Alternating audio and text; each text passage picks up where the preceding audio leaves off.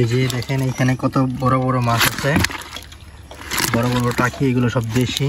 আর এইগুলো হচ্ছে আপনার, এগুলো হচ্ছে টাকি, এগুলো হচ্ছে সাইজে ছোট ছোট। এই সবগুলো মাছ কেনা হয়েছিল মাত্র 250 টাকা দিয়ে। আমাদের গ্রামের মানুষরা আপনার মাছ যে ওই যে কি বলে ভাইর বলে অনেকে, অনেকে ওই যে ক্ষেতের মধ্যে যে আপনার কি বলে ফাত পাতে যে খাল বিলের মধ্যে, তারপরে আপনার ইসের মধ্যে ওই যে ক্ষেতের বাতরে ওইখান থেকে আর কি ধরা এগুলো। তো ওইখান থেকে এগুলো 250 টাকা দিয়ে সকালে কেনা হয়েছে। এখনও সকালই। এখন আমরা এই যে আমাদের এই পুকুরটা, যে এই পুকুরটা, এই যে আমরা দেখতে পাচ্ছেন, এই পুকুরটা হচ্ছে আমাদের 5 কাঠার মধ্যে আমাদের পুকুর, অনেক বড় পুকুর। তো এই পুকুরের মধ্যে আমরা এই যে মাছগুলো ছেড়ে দিচ্ছি আজকে, দেখতে পাচ্ছেন।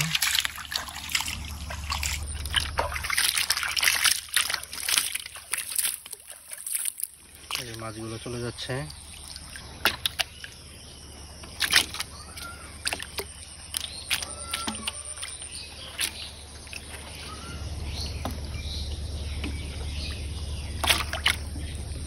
এই মাছগুলা পুকুরের মধ্যে ছেড়ে দিলাম, মাত্র 250 টাকার মাছ। এগুলো ঢাকা শহরে অনেক টাকা নিত।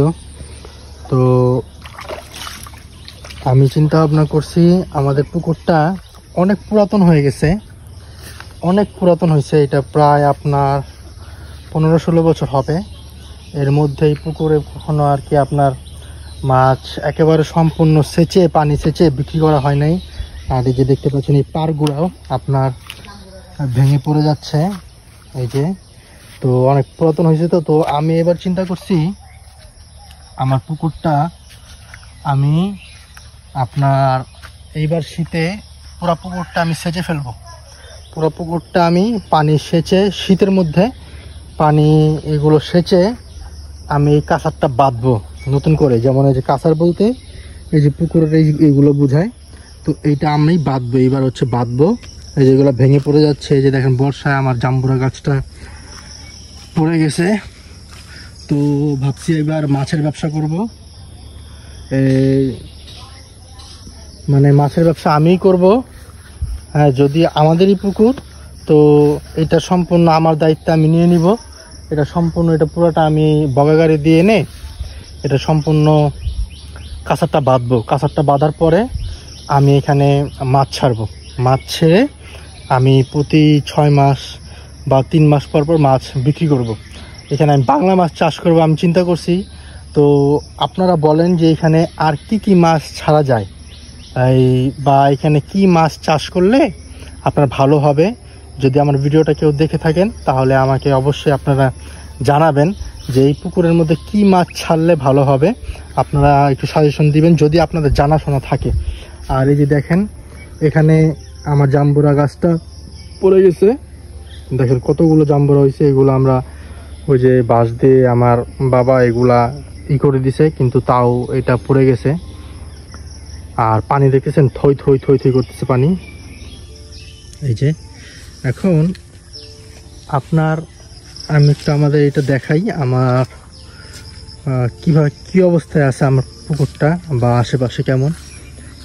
দেখেন এইখানে গাছ, সুপারি গাছ আছে, তারপরে এই যে আপনার ডাব গাছ আছে, আর এদিকে আপনার আকাশি গাছ আছে, নিম গাছ আছে, আর এখানে কাঁঠাল গাছ আছে মানে আশেপাশে। আর এখানে একটা কড়ি গাছ আছে, ঠিক আছে।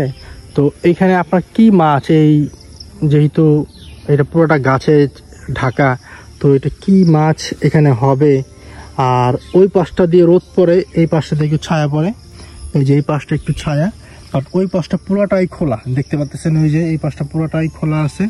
তো এখন এখানে কি মাছ ছাড়লে ভালো হবে আমাকে একটু জানাবেন। আমি চেষ্টা করতেছি যেহেতু আমাদের এটা গ্রামের পুকুর, আর এখানে আমি বাংলা, রুই, কাতলা, মৃগেল, ঘাসকাপ, কই, তেলাপিয়া, শিং মাছ এগুলো আমি ছাড়বো। অনেকে আবার এবার বলতেছে যে এখানে নাকি পাঙ্গাস মাছ ছাড়া যাবে। তো আমি দেখি পরামর্শ করে যেটা ভালো হয় আমি এখানে সেচে এই মাছ বিক্রি করব।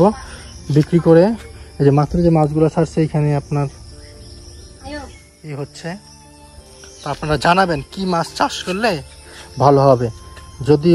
যদি কারো নলেজে থাকে আমি চেষ্টা করব ওই সব মাছ ছাড়ার আর ভিডিওর মাধ্যমে আপনাদেরকে দেখানোর। আজকে তো আমি এর আগে আমি প্রায় 1 বছর হবে আমি 1 বছর উপরে হবে আমি মাছ ছাড়ছি, ওইগুলো বিক্রি করা হয় নাই, টুকটাক খাওয়া হয়েছে, এর মধ্যে ছাড়তেই আছি।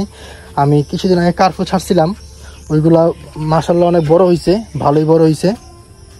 তো এগুলো এবার শীতে আলহামদুলিল্লাহ মোটামুটি আমি সবগুলো পুরা পুষ্কুনি আপনার সেচে এগুলো বিক্রি করে দিয়ে কাঁচার টাচার বেঁধে নতুন করে মাছ ছাড়বো। আর আশেপাশে কোনো গাছ টাছ লাগানো যায় কিনা সেটাও আপনারা জানাবেন।